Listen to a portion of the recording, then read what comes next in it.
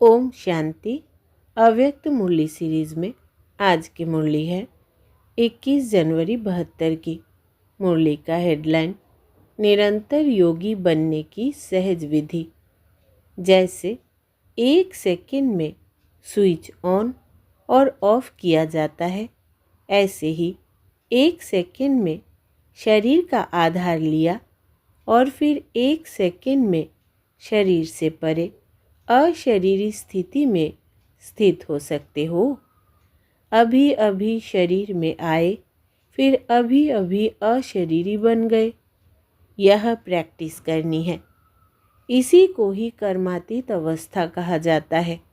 ऐसा अनुभव होगा जब चाहे कोई कैसा भी वस्त्र धारण करना व न करना, यह अपने हाथ में रहेगा। आवश्यकता हुई धारण किया, आवश्यकता ना हुई तो शरीर से अलग हो गए। ऐसे अनुभव इस शरीर रूपी वस्त्र में हो। कर्म करते हुए भी अनुभव ऐसा ही होना चाहिए जैसे कोई वस्त्र धारण कर और कार्य कर रहे हैं। कार्य पूरा हुआ और वस्त्र से न्यारे हुए। शरीर और आत्मा दोनों का न्यारापन चलते फिरते भी अनुभव होना है। जैसे कोई प्रैक्टिस हो जाती है ना, लेकिन यह प्रैक्टिस किनको हो सकती है? जो शरीर के साथ व शरीर के संबंध में जो भी बातें हैं, शरीर की दुनिया, संबंध व अनेक जो भी वस्तुएं हैं, उनसे बिल्कुल डिटैच होंगे। ज़रा भी लगाव नहीं होगा, तब न्यारा हो सकेंगे। अगर सूक्ष्म संकल्प में भी हल्कापन नहीं है, डिटैच नहीं हो सकते, तो न्यारेपन का अनुभव नहीं कर सकेंगे। तो अब महारथियों को यह प्रैक्टिस करनी है, बिल्कुल ही न्यारेपन का अनुभव हो। इसी स्टेज पर रहने से अन्य आत्माओं को भी आप लोगों से न्यारेपन का अनुभव होगा। वो भी महसूस करेंगे।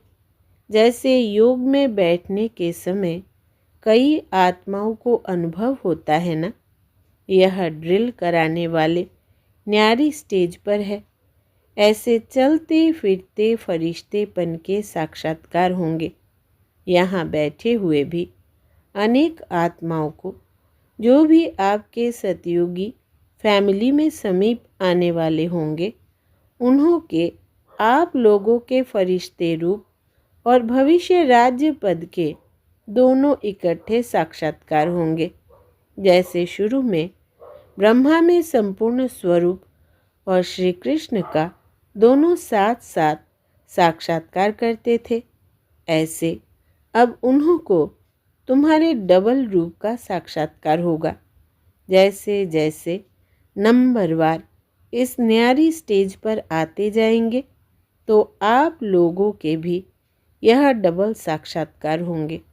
अभी यह पूरी प्रैक्टिस हो जाए तो यहाँ वहाँ से यही समाचार आने शुरू हो जाएंगे।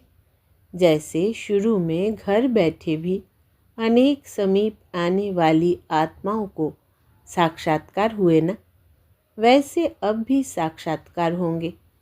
यहाँ बैठे भी बेहद में आप लोगों का सूक्ष्म स्वरूप सर्विस करेगा। अब यही सर्विस रही हुई है। साकार में सभी एग्जाम्पल तो देख लिया। सभी बातें नंबरवार ड्रामा अनुसार होनी है। जितना जितना स्वयं आकारी फरिश्ते स्वरूप में होंगे, उतना आपका फरिश्ता रूप सर्विस करेगा। आत्मा को सारे विश्व का चक्र लगाने में कितना समय लगता है? तो अभी आपके सूक्ष्म स्वरूप भी सर्विस करेंगे। लेकिन जो इस न्यारी स्थिति में होंगे, स्वयं फरिश्ते रूप में स्थित होंगे। शुरू में सभी साक्षात्कार हुए हैं।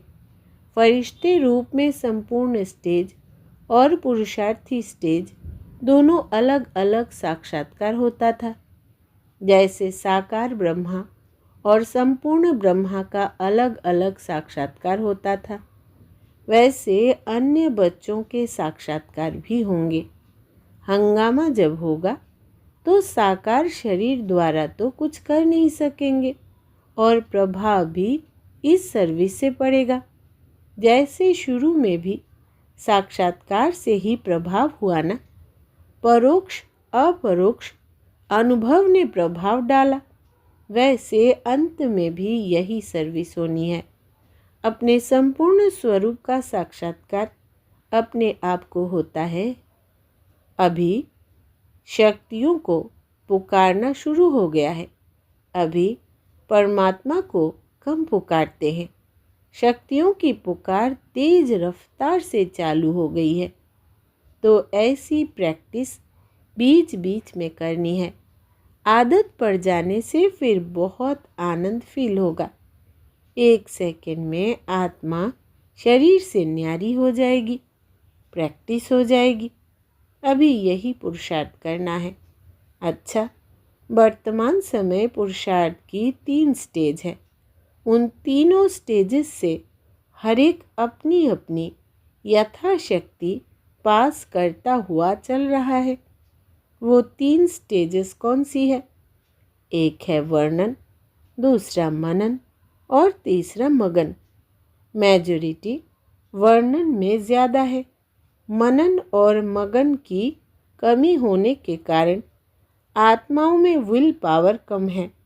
सिर्फ वर्णन करने से बाहर मुक्ता की शक्ति दिखाई पड़ती है, लेकिन उससे प्रभाव नहीं पड़ता है। मनन करते भी है, लेकिन अंतर्मुख होकर के मनन करना उसकी कमी है। पॉइंट्स का मनन भले करते हैं, लेकिन हर पॉइंट द्वारा मनन अथवा मंथन करने से शक्ति स्वरूप मक्खन निकलना चाहिए, जिससे शक्ति बढ़ती है। भले प्लानिंग करते हैं, उनके साथ साथ सर्व शक्तियों की सजावट जो होनी चाहिए वो नहीं है। जैसे कोई चीज़ कितनी भी अमूल्य हो, लेकिन उनको अगर उस रूप से सजाकर ना रखा जाए तो उस चीज़ के मूल्य का मालूम नहीं पड़ सकता। इसी रीति नॉलेज का भले मनन चलता भी है, लेकिन अपने में एक एक पॉइंट द्वारा जो शक्ति भरनी है वो कम भरते हो।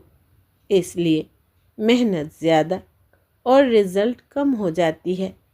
मन में प्लानिंग में उमंग उत्साह बहुत अच्छा रहता है, लेकिन प्रैक्टिकल रिजल्ट देखते तो मन में अविनाशी उमंग उत्साह उल्लास नहीं रहता। एक रस जो फोर्स की स्टेज रहनी चाहिए वो नहीं रहती। एक एक पॉइंट को मनन करने द्वारा अपनी आत्मा में शक्ति कैसे भरी जाती है, इस अनुभव में बहुत अनजान है। इसलिए यह अंतर्मुखता अतीन्द्रिय सुख की प्राप्ति का अनुभव नहीं करते हैं। जब तक अतीन्द्रिय सुख की सर्व प्राप्तियों की भासना नहीं, तब तक अल्पकाल की कोई भी वस्तु अपने तरफ ज़रूर आकर्षण करेगी। तो वर्तमान समय मनन शक्ति से आत्मा में सर्व शक्तियाँ भरने की आवश्यकता है। तब मगन अवस्था रहेगी और विघ्न टल सकते हैं। विघ्नों की लहर तब आती है जब रूहानियत की तरफ फोर्स कम हो जाता है। तो वर्तमान समय शिवरात्रि की सर्विस के पहले स्वयं में शक्ति भरने का फोर्स चाहिए। भले योग के प्रोग्राम्स रखते हैं, लेकिन योग द्वारा शक्तियों का अनुभव करना कराना अब ऐसे क्लासेस की आवश्यकता है। प्रैक्टिकल अपने भले के आधार से औरों को भले देना चाहिए। सिर्फ बाहर की सर्विस के प्लान नहीं सोचने हैं, लेकिन पूरी नज़र चाहिए सभी तरफ। जो निमित्त बने हुए हैं उन्हों को यह ख्यालात चलना चाहिए कि हमारी इस तरफ की फुलवाड़ी किस बात में कमज़ोर है, किसी भी रीति अपने फुलवारियों की कमजोरी पर कड़ी दृष्टि रखनी चाहिए। समय देकर भी कमजोरियों को खत्म करना है। शक्तियों के प्रभाव की कमी होने के कारण चलते फिरते सभी बातों में ढीलापन आ जाता है। इसलिए विनाश की तैयारियां भी फोर्स में होते फिर ढीले हो जाते हैं। जब स्थापना में फोर्स नहीं तो विनाश में फोर्स कैसे भर सकता है। जैसे शुरू में तुमको शक्तिपन का कितना नशा था, अपने ऊपर कड़ी नज़र थी। यह विघ्न क्या है, माया क्या है, कितना कड़ा नशा था। अभी अपने ऊपर कड़ी नज़र नहीं है, अपने कर्मों की गति पर अटेंशन चाहिए। ड्रामा अनुसार नंबरवार तो बनना ही है।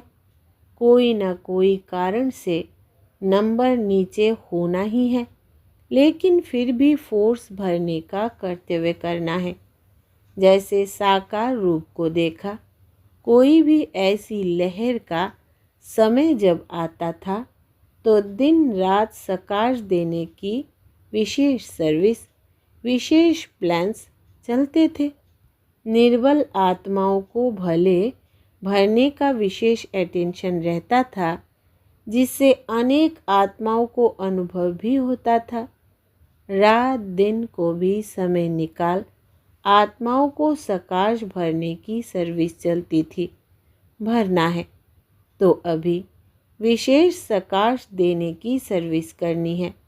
लाइट हाउस माइट हाउस बनकर यह सर्विस खास करनी है, जो चारों ओर लाइट माइट का प्रभाव फैल जाए। अभी यह आवश्यकता है। जैसे कोई साहूकार होता है तो अपने नज़दीक संबंधियों को मदद देकर ऊंचा उठा लेता है। ऐसे वर्तमान समय जो भी कमज़ोर आत्माएं संपर्क और संबंध में है, उन्हों को विशेष सकाश देनी है। अच्छा, निरंतर देह का भान भूल जाए, उसके लिए हरेक यथाशक्ति नंबरवार पुरुषार्थ अनुसार मेहनत कर रहे हैं। पढ़ाई का लक्ष्य ही है देह अभिमान से न्यारे हो, देही अभिमानी बनना। देह अभिमान से छूटने के लिए मुख्य युक्ति यह है, सदा अपने स्वमान में रहो तो देह अभिमान मिटता जाएगा।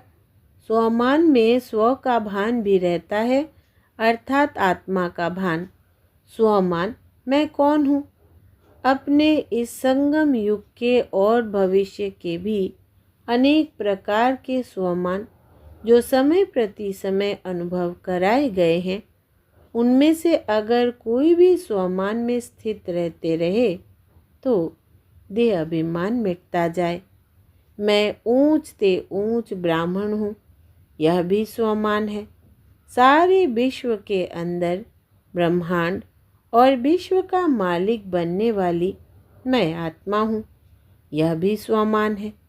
जैसे आप लोगों को शुरू में स्त्रीपन के देह के भान से परे होने का लक्ष्य रहता था।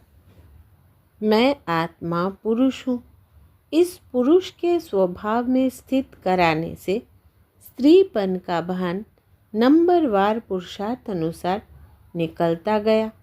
ऐसे ही सदैव अपनी बुद्धि के अंदर वर्तमान व भविष्य स्वमान की स्मृति रहे तो देह अभिमान नहीं रहेगा। सिर्फ शब्द चेंज होने से स्वमान से स्वभाव भी अच्छा हो जाता है। स्वभाव का टक्कर होता ही तब है जब एक दो को स्व का भान नहीं रहता, तो स्वमान अर्थात स्व का मान, उससे एक तो देह अभिमान समाप्त हो जाता है और स्वभाव में नहीं आएंगे। साथ साथ जो स्वमान में स्थित होता है उनको स्वतः ही मान भी मिलता है। आजकल दुनिया में भी मान से स्वमान मिलता है ना। कोई प्रेसिडेंट है, उनका मान बड़ा होने के कारण स्वमान भी ऐसा मिलता है ना। स्वमान से ही विश्व का महाराजन बनेंगे और उनको विश्व सम्मान देंगे। तो सिर्फ अपने स्वमान में स्थित होने से सर्व प्राप्ति हो सकती है।